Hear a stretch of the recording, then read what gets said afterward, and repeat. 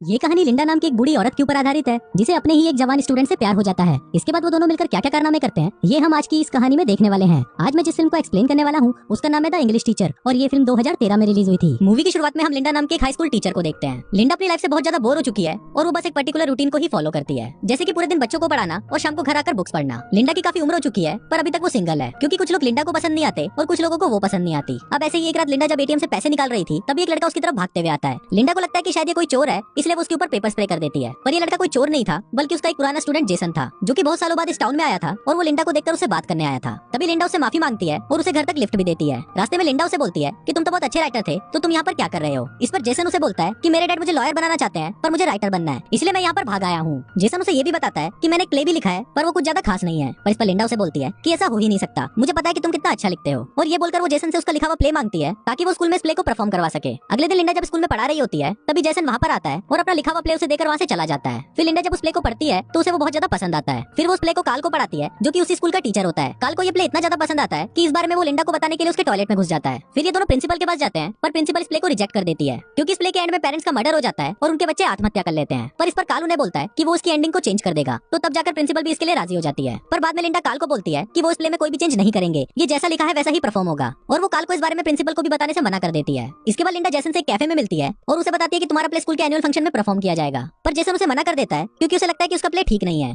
पर लिंडा उसे फोर्स करते हुए बोलती है कि प्ले का सारा खर्चा वो उठाएगी और वो जेसन को इसके लिए मना लेती है। इसके बाद ये सभी लोग प्ले की तैयारी में लग जाते हैं पर तभी वहाँ पर जेसन के डैड आ जाते हैं और वो उसे अपने साथ ले जाने लगते हैं। पर तभी लिंडा भी वहाँ पर आ जाती है और वो उसके डैड को जेसन को ले जाने से मना कर देती है। दरअसल अब लिंडा जेसन को पसंद करने लगी थी और वो उसे अपने से दूर नहीं करना चाहती थी। तभी अचानक जेसन के पेट में दर्द होने लगता है और लिंडा उसे क्लास में ले जाकर उसे मेडिसिन देती है। इसी दौरान जेसन लिंडा को किस कर लेता है। अब लिंडा पहले तो शॉक्ड हो जाती है पर थोड़ी देर बाद वो भी जेसन पर टूट पड़ती है और फिर वो दोनों वहीं पर ही घपाघप करना शुरू कर देते हैं। अब अगले दिन लिंडा को बहुत गिल्ट फील हो रहा था क्योंकि जेसन उसका स्टूडेंट था और उसने उसी के साथ ही घपाघप कर लिया था। इसलिए वो अगले दिन जेसन के पास आती है और उसे बोलती है कि आज के बाद ऐसा वापस नहीं होगा। अब ये सुनकर जेसन थोड़ा निराश हो जाता है पर उसे लिंडा की बात माननी पड़ती है। अगले दिन जेसन लिली नाम के एक स्टूडेंट के साथ फ्लर्ट कर रहा होता है पर तभी लिंडा उन्हें देख लेती है और वो उनसे जेलस फील करने लगती है। इसलिए वो लिली को क्लासरूम में बुलाती है और उसे जेसन से दूर रहने के लिए बोलती है। पर लिली उसकी बात नहीं मानती और अगले ही दिन वो क्लासरूम में जेसन के साथ घपाघप करने लगती है। पर तभी लिंडा भी वहाँ पर आ जाती है और उन्हें ऐसा देखकर उन पर गुस्सा करने लगती है। लिंडा पहले तो उन पर बहुत ज्यादा चिल्लाती है और फिर वो लिली को भी इस प्लेस से निकाल देती है। बाद में जैसे लिंडा के पास आता है और उसे बोलता है कि तुम जेलस क्यों फील कर रही हो। पर इस पर लिंडा उसे बोलती है कि तुम अपने प्ले पर ध्यान दो ना कि लिली की गुफा पे। फिर जेसन उसे बोलता है कि इसमें कौन सी बड़ी बात है, हमने भी तो उस दिन क्लास में घपाघप किया था। पर इस पर लिंडा उसे चुप रहने के लिए बोलती है और गुस्सा होकर वहाँ से चली जाती है। पर तभी एक स्टूडेंट उनकी बातें रिकॉर्ड कर लेता है और ये बात जंगल में लगी किसी आग की तरह पूरे स्कूल में फैल जाती है। फिर अगले दिन जब लिंडा स्कूल आती है तो सारे स्टूडेंट्स उसे अजीब तरह से देखने लगते हैं और उस पर हंसने लगते हैं। इसके बाद लिंडा देखती है कि उसके कैबिन के गेट पर उसके लिए गाली लिखी हुई है और ये देखकर लिंडा को लगता है कि शायद लिली ने ये किया है। इसलिए वो प्रिंसिपल के पास जाकर उसकी शिकायत करने लगती है। पर प्रिंसिपल उल्टा उसे ही बोलती है कि हमें पता है कि तुम्हारा और जेसन का अफेयर चल रहा है। पर इस पर लिंडा उसे मना कर देती है और बोलती है कि लिली मेरे बारे में झूठी अफवाह फैला रही है क्योंकि मैंने उसे और जेसन को क्लास में घपाघप करते हुए देख लिया था।